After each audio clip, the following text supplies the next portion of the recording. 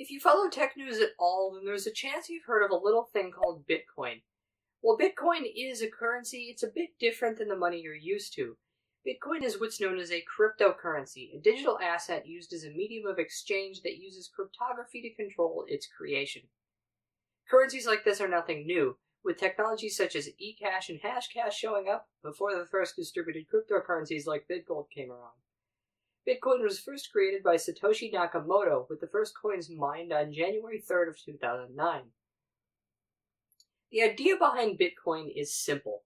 The way it's designed, it's a decentralized currency, meaning there's no central government and no need for trust, since every individual helping to mine the coins is regulating it all. More on that later. You see, for people to hold Bitcoin, they need a wallet. These wallets have both public and private keys, and the public key here serves as the address, which people will need to know to send you some money. Every transaction you make is digitally signed with your private key, which others can verify the validity of by using your public key. To send Bitcoin, you will need to know the address you wish to send to and the amount of coin you wish to send. All of these transactions can be seen by anyone, and a group of transactions is lumped together into a block. The underlying part of Bitcoin is designed in such a way that a new one of these blocks is formed roughly every 10 minutes.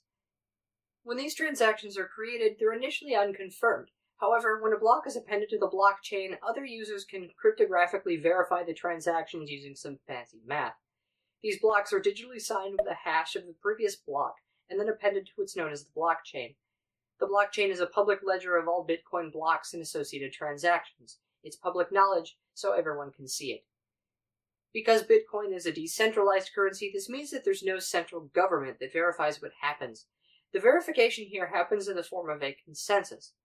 The users of Bitcoin each work with their own copy of the blockchain, and since the math in determining the blocks and everything else is consistent, there's a general agreement about which version of the blockchain is correct. This decentralization and consensus helps to verify transactions and make sure people aren't trying to reverse transactions or don't spend. Concepts we'll get into in a later video. Buying and selling this Bitcoin is fairly straightforward. If you find an exchange or even just a friend who's looking to trade, you can each make your payments and you're off to the races. But how exactly does this Bitcoin get into circulation in the first place? Bitcoin is created when blocks are mined. You see, when each block of transactions is added to the blockchain, it remains unsolved. You can think of these blocks as really complex math problems, since that's essentially what they are.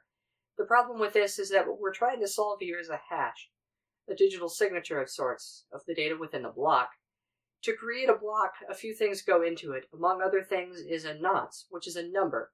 In order to solve the block, we're looking for a hash that's less than a certain value. That is, it starts with a bunch of leading zeros. When we're solving this block, we're continuously changing the nonce and computing a hash to see if we found a nonce that solves the block. When a block is solved like this, Bitcoin is minted and rewarded to the individual who solved the block.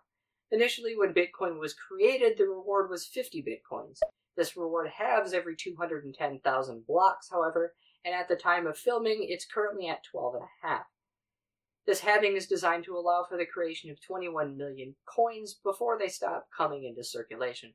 There's a whole lot more to this mining process, which we'll go more into detail on in another video. Of course, Bitcoin as a whole is way more complicated than this, but you don't need to be an expert to be able to use it. Bitcoin and cryptocurrency in general is an interesting concept, and I encourage you to check it out if it interests you. You guys know the drill. If you like this video, hit that like button, get subscribed, but if you thought it sucked, feel free to dislike it, and please let us know what we can improve on. Leave a comment down below if you've ever used Bitcoin, or if you have friends who use it. Thanks for watching, guys. And as always, I'll see you next time.